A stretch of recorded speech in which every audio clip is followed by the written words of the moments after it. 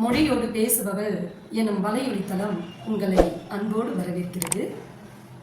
இன்றைக்கு நம்முடைய காணொளியில் இலக்கியம், அதனுடைய மகத்துவம், இலக்கியம் என்பது வாழ்வினை பிரதிபலித்து காட்டக்கூடிய கண்ணாடி என்றெல்லாம் நாம் இலக்கியத்தை புகழ்ந்து பேசுகிறோம் அல்லவா?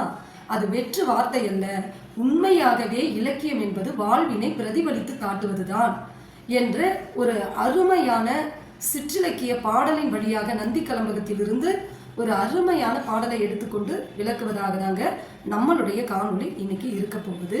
வாங்க காணொளிக்குள்ள போகலாம். அதாவது இல்வாழ்க்கைக்கு மிக அவசியமான ஒண்ணு என்னங்க? அன்பு. வாழ்க்கைனாலே கட்டாயம் அன்பு தேவை இல்லையா? அப்படிப்பட்ட அன்பினை ஒருவருக்கு ஒருவர் எப்படி நாம் பரிமாறிக்கொள்வது என்பதை குறித்து பேசுவதற்காக நம் சங்க இலக்கியங்களிலும் சரி, சிற்றிலக்கியங்களிலும் சரி, ஏராளமான பாடல்களில் பதிவு செய்யப்பட்டுள்ளது. அதில் ஒரு பாடல் தாங்க நான் நந்தி கலம்பகத்திலிருந்து எடுத்திருக்கிறேன்.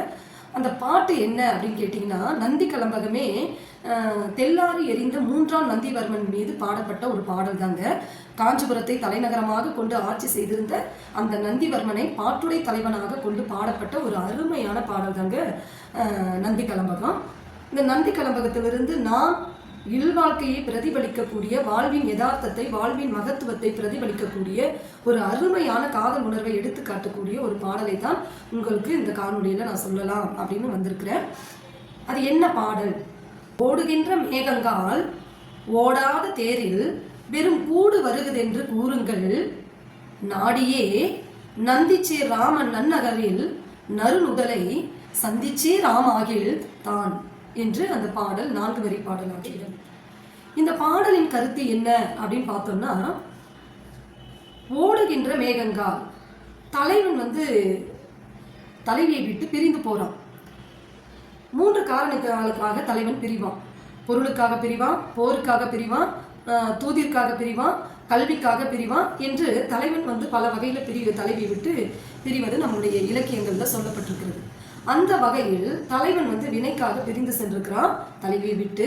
அந்த பிரிந்து போகும்போது கூட சங்க காலத்துல தலைவன் எப்படி இருந்திருக்கிறான் அப்படிங்கிறதுக்கு இது ஒரு எடுத்துக்காட்டுங்க. அதாவது தலைவன் பொருளுக்காக பிரிஞ்சு போகணும். தலைவி தலைவனை சிறு கணப்பொழுதும் பிரிந்திருக்க மாட்டான். இப்ப எப்படியாவது அதை போய் நான் பிரிய போறேங்கிற செய்தியை தலைவி கிட்ட தலைவன் சொல்லணும். இதை சொன்னா அவ எப்படி எடுத்துப்பா, எப்படி அந்த பிரிவை தாங்கிப்பா அப்படின்னு சொல்லிட்டு இவனுக்கே முதல்ல ஒரு பதற்றம், ஒரு பயம். தலைவி இதை எப்படி ஏற்றுக்கொள்வாளோ மாட்டாளோ, எப்படி அவட்ட சொல்றது அப்படின்னு சொல்லிட்டு. ஆனாலும் மிக சாதுரியமாக அவளுக்கு ஏற்ற அந்த பாணியில சொல்லி ஒப்புதல் பெறுகிறான். அது எப்படி சொல்றான்னு பாருங்களேன். தலைவி இடத்துல மெதுவா போயிட்டு அவளுடைய தலையை மென்மையாக அப்படி வருடி கொடுத்து, நான் இப்போ ஒன்று சொல்ல போறேன், கோச்சிக்காம கேட்பியா அப்படின்னு சொல்லிட்டு கேட்குறான். உடனே தலைவி சொல்றா, என்ன என்ன நீங்கள் கோச்சிக்காம சொல்ல போறீங்கனாலே ஏதோ கோச்சிக்கிற மாதிரி தான் சொல்ல போறீங்கன்னு அர்த்தம், சொல்லுங்க பரவாயில்ல அப்படின்னு சொல்லி கேட்குறான். உடனே அதுக்கு தலைவன் அப்படியே தலையை வருடி கொடுத்துட்டு, இல்லை நம்மளுடைய வாழ்க்கை, இல்லற வாழ்க்கை ரொம்ப சிறப்பாக மற்றவங்கள் தூற்றாமலும் அவதூறு பேசாமலும் நல்ல பண்பட்ட வாழ்க்கையாக நாம் அறத்தன்மையோடு கூடிய வாழ்க்கை வாழ வேணும் அப்படின்னு நினச்சா நான் கொஞ்ச காலம் உன்னை பிரிய வேண்டியிருக்கு. ஏன்னா பொருள் அவசியம் இல்லையா வாழ்விற்கு? அந்த பொருளை ஈட்டி வருவதற்காக கொஞ்ச காலம் உன்னை பிரிஞ்சு போகணும். அதுக்கு எனக்கு அனுமதி கொடுப்பியா அப்படின்னு சொல்லிட்டு மெல்ல அவளுடைய அந்த மென்மையான, அவளுக்கே உரிய மொழியில் லகுவாக கேட்கிறான் தலைவன். உடனே அதுக்கு தலைவி, ஏனென்றால் தலைவன் மீது அதீத அக்கறை கொண்டவள் இல்லையா தலைவி? வினையே ஆடவருக்கு உயிர், ஆனால் மகளிருக்கு ஆடவர் உயிர் இல்லையா? நம்ம குறுந்தொகை பாடல் அது சொல்லியிருக்கு. அந்த மாதிரி தலைவனை அவளுக்கு பிரிய மனம் இல்லை. அதனால உடனே விருத்துன்னு கோவப்பட்டு என்ன சொல்றா, செல்லாமை உண்டேல் எனக்குறை, மற்ற நீ வாழ்வார் குறை என்று கூறுகிறார். அதாவது என்ன அதனுடைய பொருள்னா, என்னை விட்டு பிரிந்து போகாத செய்தி ஏதாவது இருந்தா சொல்லு, என்னை விட்டு பிரிஞ்சு போற அப்படின்னா அந்த மாதிரி செய்தி சொல்றேன்னா அது என்கிட்ட சொல்லாத, உயிரோட இருக்கிறவங்க கிட்ட சொல்லு அப்படின்னு சொல்லிட்டு அவ பதில் கொடுக்குறான். அப்ப என்ன அர்த்தம்? நீ வினை மீண்டு வருகின்ற வேளையில் நான் உயிரோடு இருக்க மாட்டேன். உன்னுடைய பிரிவு துயரத்தால நான் உண்ணாம உறங்காம சரியா ஒப்பனை செய்துக்காம நான் ரொம்ப மெலிந்து போய் நான் சீக்கிரத்துல இறந்து போயிடுவேன். நீ வரும்போது நான் என்ன இருக்க மாட்டேன், இப்படி உயிர்ப்பு தன்மையோட இருக்க மாட்டேன். அப்போ உன்னை விட்டு பிரிகிற காலமெல்லாம் எனக்கு நான் செத்து போற தன்மையில தான் இருப்பேன் அப்படின்றத அவன் நாசுக்கா சொல்றான். இப்படி அந்த பிரிவுக்கு கூட தலைவன் தலைவியினுடைய மனதை கலங்க வைக்காமல் ரொம்ப லகுவா எடுத்து சொல்லி ஒரு காலத்துக்கு மேலே போயிட்டு தலைவி என்ன பண்ணுறா, சரி சரி ஏன்னா அந்த அதீத அன்பினாலும் டக்குன்னு நீ போ அப்படின்னு சொல்ல மாட்டாங்க இல்லையா. சரி புரிஞ்சுக்கிட்டு பெண் புத்தி பின் புத்தின்னு சொல்லிட்டு கொஞ்சம் கூர்மையே சிந்தனைக்கு போயிட்டு ஆமாம் நம்ம வாழ்க்கையை வந்து அடுத்தவங்க கையில் கையேந்தாதவன்னா வாழணும்னா பொருள் அவசியம் இல்லையா. அப்போ தலைவன் சொல்வது சரிதான் தேர்ந்து தெளிந்து புரிந்துக்கிட்ட பிறகு என்ன பண்ணுறான், சரி நீ போயிட்டு வா அப்படின்னு சொல்லி அனுப்புகிறான். அப்படி போகும்போது தலைவன் வந்து ஒரு சூள் உரைத்துட்டு போவான் தலைவி கிட்ட. என்ன அந்த சூள் அப்படின்னு கேட்டிங்கன்னா, நீ ரொம்ப வருத்தப்பட்டுக்காத, நான் காலத்தில் கண்டிப்பாக திரும்பி உடனே வந்துடுவேன், நீ வேணா பாரு, நான் காலம் வரும்போது இங்கே இருப்பேன், நீ அது வரைக்கும் கொஞ்சம் பொறுத்து, ரொம்ப வருத்தப்பட்டுக்காது அப்படின்னு சொல்லிட்டு தலைவிக்கு ஒரு ஆறுதல் வார்த்தையை கூறிட்டு போவான். தலைவி இந்த ஒரு வார்த்தையை மையம் கொண்டுதான் அவனை எதிர்நோக்கி இருப்பா. அப்படி ரொம்ப ஆவலோட எதிர்நோக்கிட்டு இருக்கும்போது தலைவன் வந்து அந்த போன வினை மீன் இருக்கும் முடிச்சிட்டு இருப்பான். முடித்திருக்கும் போது அந்த பாசறையின் கண்ணை தங்கியிருப்பான். தங்கியிருந்து தன்னுடைய வினை மீண்ட பிறகு அப்படி அந்த பாசறை பக்கத்தில் இருக்கக்கூடிய அந்த ஜன்னலோர பகுதியில் அப்படி எட்டி பார்ப்பான். ஒரு தாய் பறவையானது தன்னுடைய குஞ்சு பறவைக்கு வாயோடு வாய் வைத்து இறை ஊட்டி கொண்டிருக்கும். அதே போல ஆணும் பெண்ணுமான பறவைகள் ஒன்றோடு ஒன்று கொஞ்சம் குழாவி கொண்டிருக்கும். இதையெல்லாம் அந்த சாளரத்தின் வழியாக, ஒற்றை சாளரத்தின் வழியாக அந்த வினை மீண்ட தலைவன் வந்து அந்த பாசறையின் கண்ணை பார்க்கிறான். பார்த்த உடனே இவனுக்கு தலைவின் ஞாபகம் வந்து விடுகிறது. அவன் சூளுரைத்த செய்தி ஞாபகம் வந்து விடுகிறது. அச்சோ, தலைவிக்கு நம்ம சொல்லிட்டு வந்த கார்காலம் வந்திருக்குதே, ஆனா நம்ம இன்னும் இங்க இருக்கிறோமே, அவன் நம்மளை எதிர்பார்த்துட்டு இருப்பாரு, கார்காலம் வந்துருச்சுன்னா தலைவன் வந்துருவான்னு அப்படின்னு ரொம்ப திகைத்து போய் பதைத்து தலைவி எப்படி நம்மளுடைய பிரிவை தாங்கி கொண்டிருப்பாள் அப்படின்னு சொல்லிட்டு அது நினைத்த மாத்திரத்திலே அவனுடைய உயிரானது தலைவியினிடம் சென்று விடுகிறது. பிறகு தேரை எடுத்து தேர்ப்பாகனை அழைத்து, நான் தலைவியை உடனே காண வேண்டும், விரைந்து தேரை செலுத்துங்கள் என்று தேர்ப்பாகனை அழைக்கிறான். தேரை பூட்டி தேரில் அமர்வதற்கு முன்பாக மேகத்தை பார்க்கிறான். தலைவியினுடைய ஞாபகம் இவனுக்கு அதிகரித்து விட்டது. சூளுரைத்தது பொய்த்து போய்விடுமோ என்ற பதற்றம் வேறு. உடனே தனக்கு தலைக்கு மேலே ஓடிக்கொண்டிருக்கக்கூடிய மேகத்தை பார்க்கிறான். மேகம் விரைந்து செல்கிறது.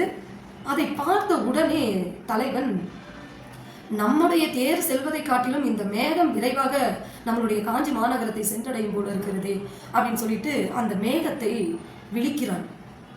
என்னன்னு சொல்லி, ஓடுகிற மேகங்கால் ஓடாத தேரில், விரைந்து ஓடிக்கொண்டிருக்கக்கூடிய மேகங்களே ஓடாத தேரில், ஓடாதன்னா தேர் ஓடாதல்ல, தேர்ப்பாகன் தேரை செலுத்தி கொண்டிருக்கிறான், தலைவனும் அதில் அமர்ந்து விட்டான், அது ஓடிக்கொண்டுதான் இருக்கிறது. ஆனால் விரைந்து, மேகத்திற்கு நிகராக விரைந்து ஓடாத தேர் என்பதால் ஓடாத தேரில் என்று குறிப்பிடுகிறார். ஓடாத தேரில் வெறும் கூடு வருகிறது என்று கூறுங்கள். இந்த தேர்ல வெறும் வெற்று உடம்பு தான் வந்துட்டு இருக்குன்னு சொல்லல. ஏன், அவன் நினைத்த கனப்பொழுதிலேயே, தலைவியினுடைய நினைவு வந்த பொழுதிலேயே அவனுடைய உயிர் அங்கே அவளிடம் சென்று விட்டது. அப்ப வெறும் உடம்பு மட்டும்தான் இருக்குது. அப்படிப்பட்ட அந்த வெற்று உடம்பு தான் இந்த தேரில், ஓடாத தேரில் வருகிறது என்று கூறுங்கள். நாடியே, யாரிடத்துல போய் கூறுங்கள், நந்திச்சி ராமன் நன்னகரில் நல் முதலை சந்திச்சி ராமாயில் தான். அவளை போயிட்டு, என்னுடைய தலைவி, என்னுடைய காதலை போய் நெருங்கிய பிறகு, நல்ல அழகிய நெற்றியை உடைய என்னுடைய தலைவியை நெருங்கிய பிறகு, எப்படிப்பட்ட இடத்தில் இருக்கக்கூடிய தலைவி, ராமனை போன்று, என்னுடைய நந்தி பல்லவனுடைய தன்மை எப்படிப்பட்டதுன்னா ராமனை போன்றவன், அவனுடைய நல்ல நகரிலே, அந்த காஞ்சி மாநகரத்திலேயே வீற்றிருக்கக்கூடிய என் தலைவியை, என் நல்ல அழகிய நுதலை உடைய நெற்றியை உடைய தலைவியை சந்திச்சிங்கன்னா என்னன்னு சொல்லுங்க, ஓடாத தேரில் வெறும் கூடுதான் வருகிறது என்று கூறுங்கள் என்று இந்த பாடலை இப்படியாக நிறைவு செய்திருக்கிறார் ஆசிரியர், நந்தி கலம்பகத்தினுடைய ஆசிரியர். இந்த பாடல் நமக்கு என்ன கருத்தை வலியுறுத்துகிறது அப்படின்னா,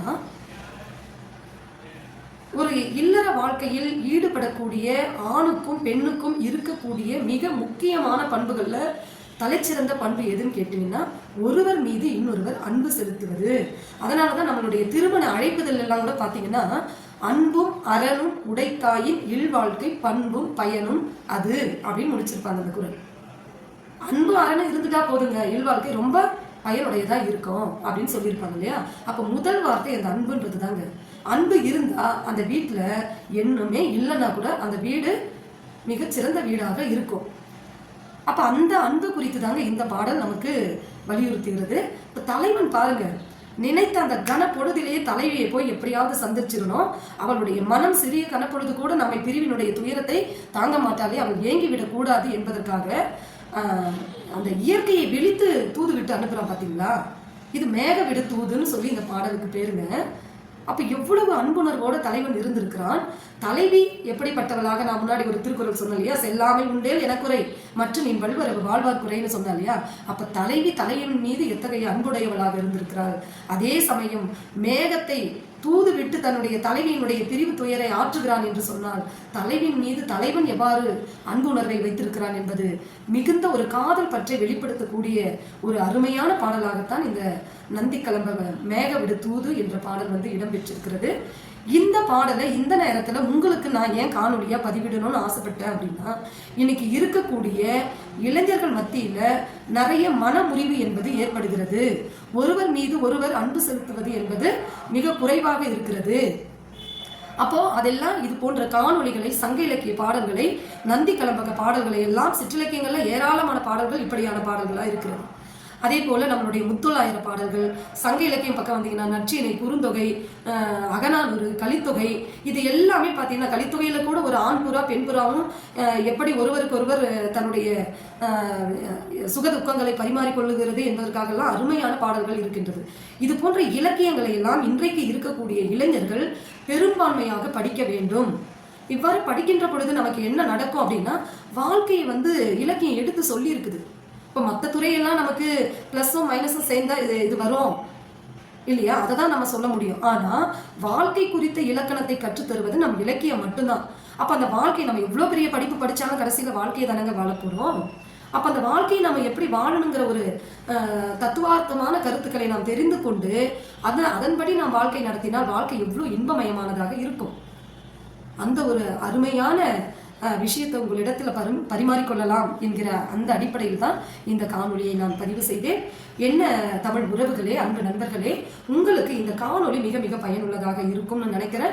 ஏன்னா நமக்கு இது வாழ்க்கை சார்ந்த ஒரு கருத்தை பிரபலப்படுத்தக்கூடிய ஒரு பாடல் என்பதற்காக இந்த பாடலை நான் தேர்வு செய்தேன்.